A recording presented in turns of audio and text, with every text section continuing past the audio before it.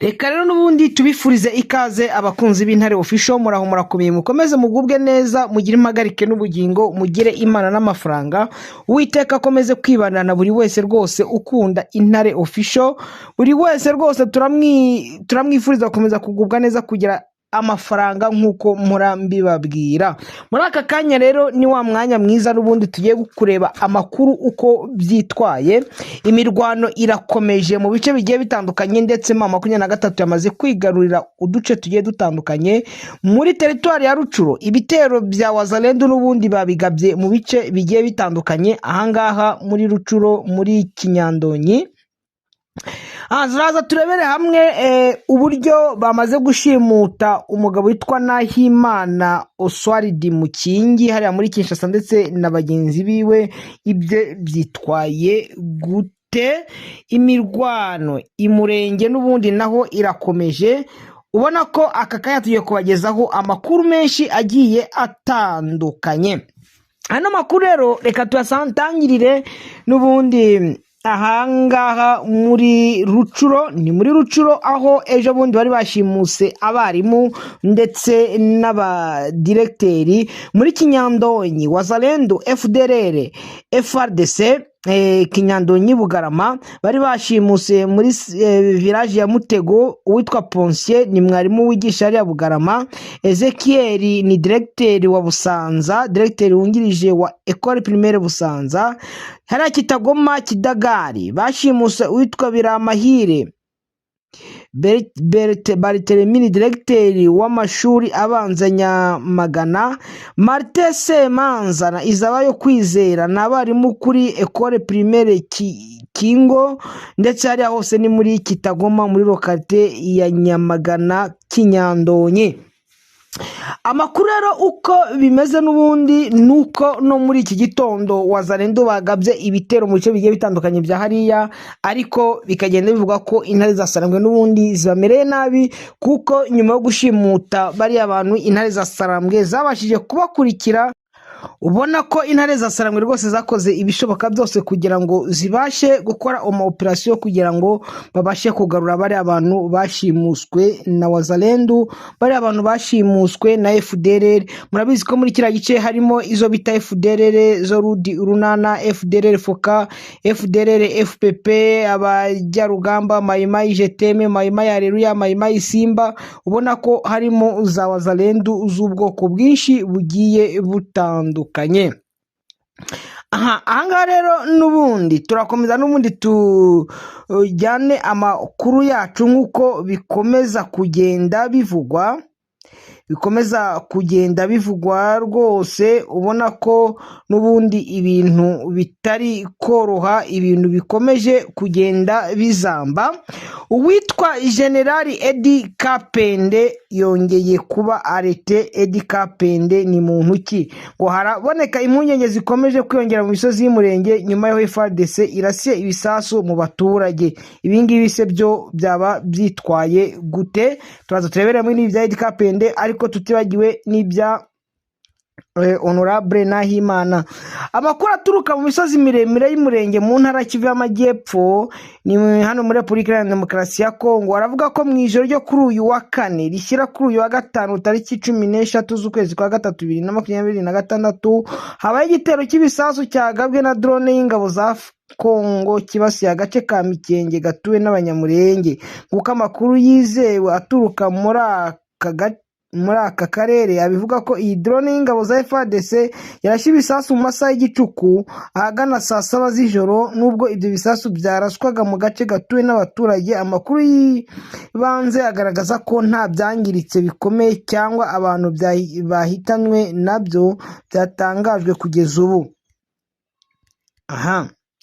Mu buhamya bw'umwe mu baturage wahaye amakuru ibinyamakuru harimo na Minembwe Capital, yagize ati mu by'ukuri muri iri joro drone ya FARDC yarashye ibisasu mu gace ka Mikenke, gusa kubw'amahirwe menshi ntibyagize icyo byangiriza gikomeye kuko byaguye hafi y'abantu. Abaturage bavuga ko nubwo kuri uyu wa gatandatu mu karere hose hiriwe ituze, kandi kuri wa gatanu hiriwe ituze kandi ubuzima busa nubwo ubuzima busa naho bwakomeje uko bisanzwe. Impungenge ku mutekano zikomeje kuba nyinshi bitewe n'uko ibikorwa bya gisirikare bikoresha ibisasu bya drone byagiye byiyongera muri aka gace mu minsi ishize. Ahangaha rero abaturage bafite ubwoba ko za drone n'ubundi zishobora kongera zikagaruka zikaza kubarasa, zikaza kubaminjiraho ibisasu, kandi murabizi ko abaturage bahariya rwose bagiye bahura n'akarengane gakomeye. Ahangaha sinjya kure, reka manze nakwigira kora n'umusirikari wigeze wakunze kugaruka mu mateka y'icwa rya Perezida Laurent Desire Kabila, yongeye kuvugwa ko yaba yafunzwe. Amakuru aturuka mu mujyi wa Lubumbashi aravuga ko General Edi Kapende yaba yatowe muri yombi n'inzego z'umutekano za leta ya Kongo. Nubwo aya makuru akomeje kuvuga ko mu bitangazamakuru no mu nzego zitandukanye z'umutekano, kugeza ubu nta tangazo rya leta cyangwa ry'igisirikare riratangaza ku mugaragaro impamvu y'amakuru y'ifatwa rye ndetse n'aho afungiwe. General Kapende ni umwe mu basirikari bagize uruhare rukomeye mu mateka y'igisirikare cya Kongo, cyane cyane mu gihe cy'ubutegetsi bwa Laurent Desire Kabila mu myaka ya 1996 na 1998 n'intangiriro za 2000.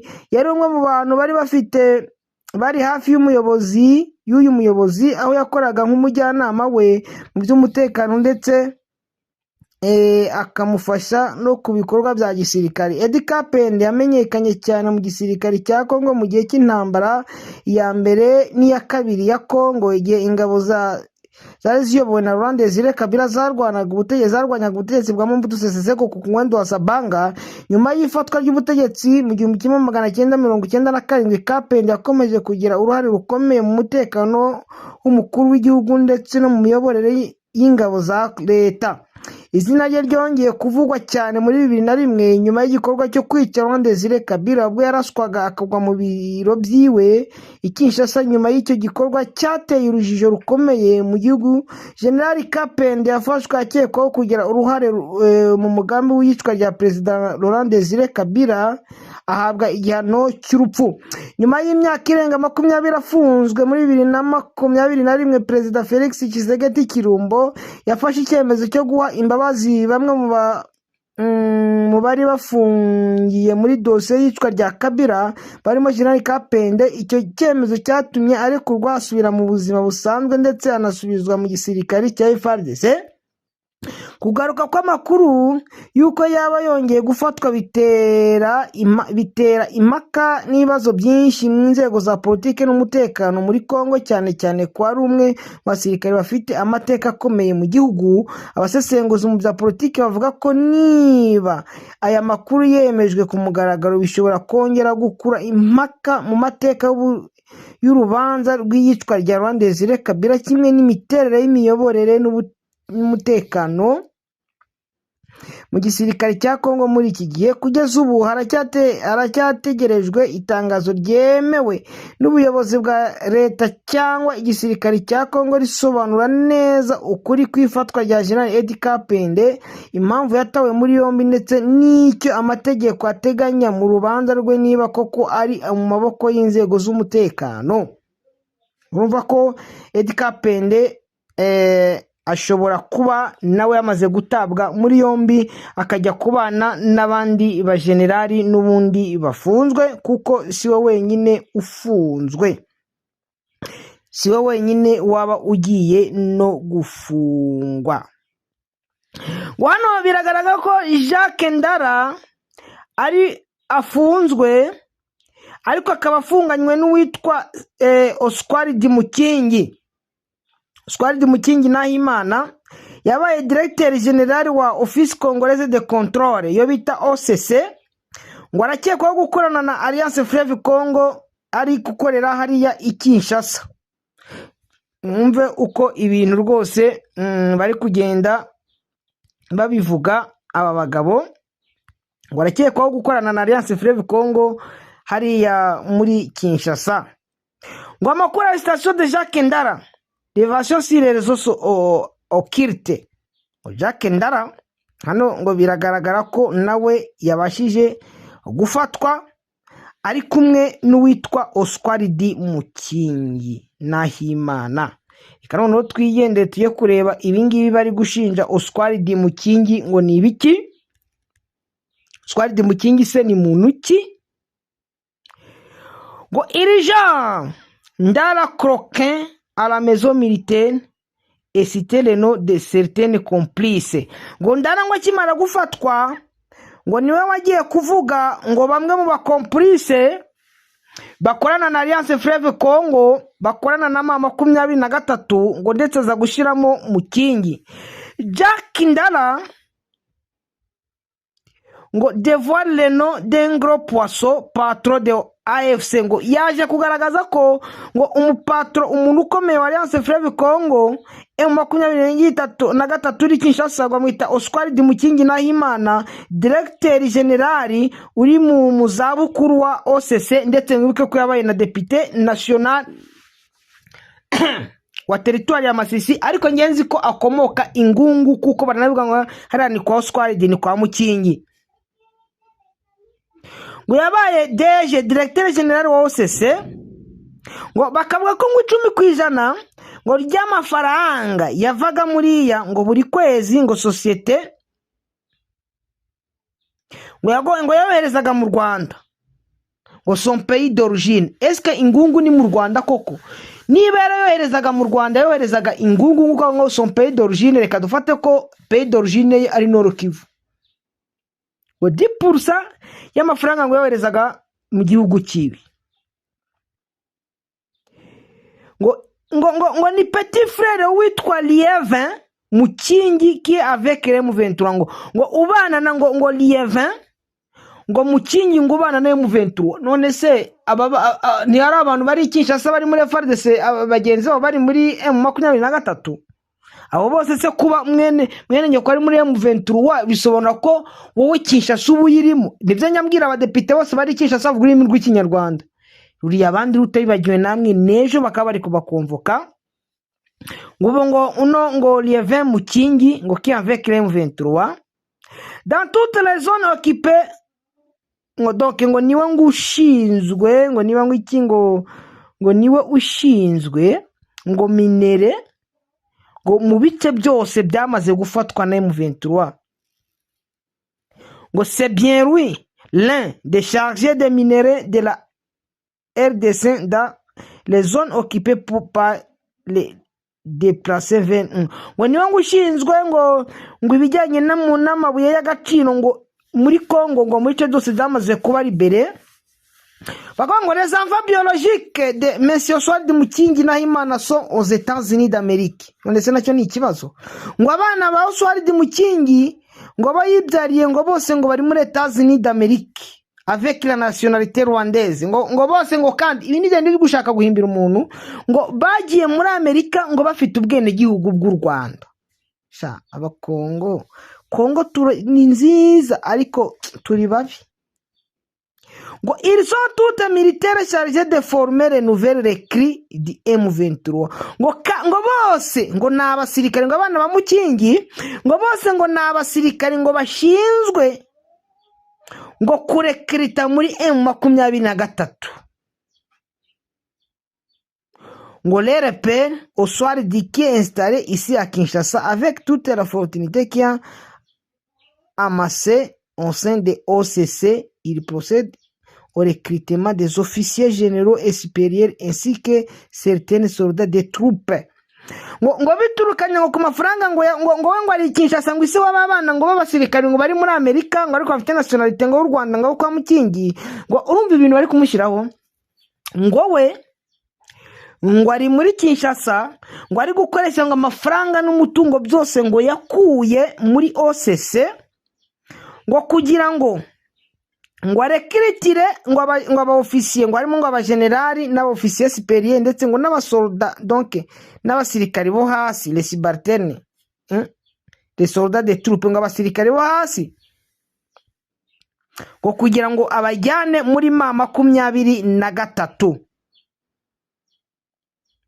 ngo voir même d'autres jeunes dans les mouvements citoyens et dans l'opposition ngo cyane cyane ngo abajene ngo bari ngo abasore ngo bari muri mouvement citoyen ngo ndetse ngo n'abari muri opposition ngo ari akomana Imana izabibabaza ibino bintu ngo il était également chargé de créer le mouvement M23 ailleurs à Kinshasa pour attaquer le cortège du chef de l'État ngo kandi ngo rero muri Kinshasa ngo kuriya ngo kreye M23 ngo mu mujyi wa Kinshasa ngo kugira ngo bajye bataka cortège donc uko president ngo ari kugenda ngo lors de son déplacement vers Bandundu ville dans le cadre de conférence des gouverneurs qui était prévue pour ce mois de mars ngo kubera conférence cyangwa inama izabera Bandundu izahuza abaguverneri ngo nukuba ngo Mukingi ngo ari muri uriya mujyi wa Kinshasa kugira ngo afate ngo abantu ngo bo muri M23 ngo bazabashe ngo conférence de gouverneurs qui était prévue ngo conférence ngo izaba ngo noneho ngo bazasenye ngo ibirindiro vye donc ngo bazasenye cortège cyangwa kurasa cortège ya Gisegeti izabigiye hehe ngo izabigiye Bandundu muri conférence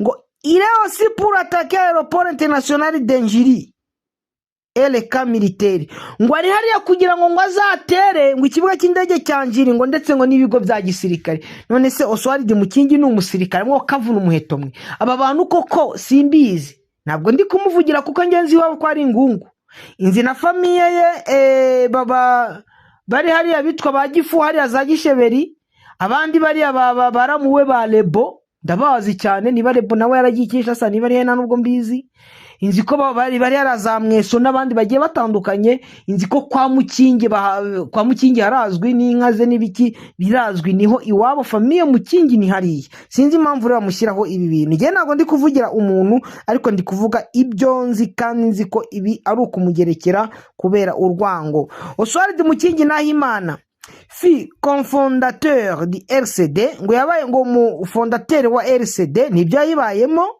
lorsque Mzee Laurent Désiré Kabila avait chassé les Rwandais ngo mu gihe ngo Laurent Désiré Kabila ngo yirukanye ngo abanyarwanda dans notre pays ngo mu gihugu cyacu il était parti avec eux ngo yajyanye nabo lorsqu'ils ont assassiné ngo igihe ngo bishe nawe bakamushyiramo Mzee ils ont intégré nos institutions ngo bamaze kwica nawe ngo arimo ngo Mzee Laurent Désiré Kabila ngo yaje ngo ajya ngo donc mu institution y'igihugu cyacu il est retrouvé directeur général ngo yaje kwibona ngo ari directeur général wa OCC pendant plusieurs années ngo mu gihe cy'imyaka myinshi il s'est servi de cette pour favoriser facilement d'entrée et sortie des armes dans les territoires congolais ngo yafashije cyane ngo kugira ngo hinjire hanasohoke imbunda mu bice bigiye bitandukanye bya Kongo urumva ko reka mbwire ba Serufuri nga yabaseka mbwire n'abandi bavuga banganizi mbwire n'abandi bavuga ururimi rw'ikinyarwanda ba Safari Inshuti mujye mureba ibyo bari gukorera bagenzi banyu mwibuke ko namwe nibyo ejo bundi muzakorerwa donc kuba witwa izina ry'ikinyarwanda Nshuti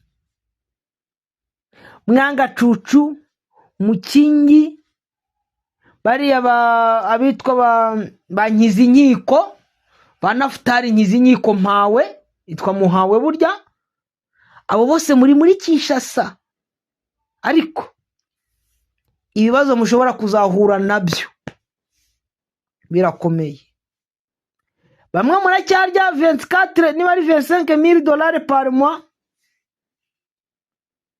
ariko bishobora kuzababera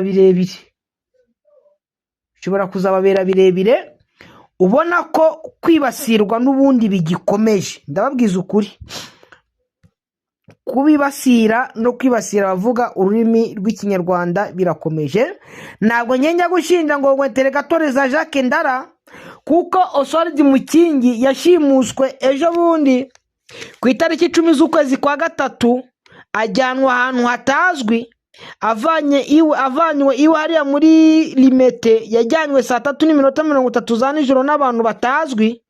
Uri kumva ko ibintu bishobora guhindura isura. Ngo Wirimishiki ngo aratangaza ko Wazalendo ngo bari hano hafi ngo y'umujyi wa Goma ngo bashaka kuza kwataka, barabavuniriza umuheto. Uvira seyo byaba byitwaye gute? Mu nkengero za Uvira isaha ku isaha n'ubundi ushobora kubona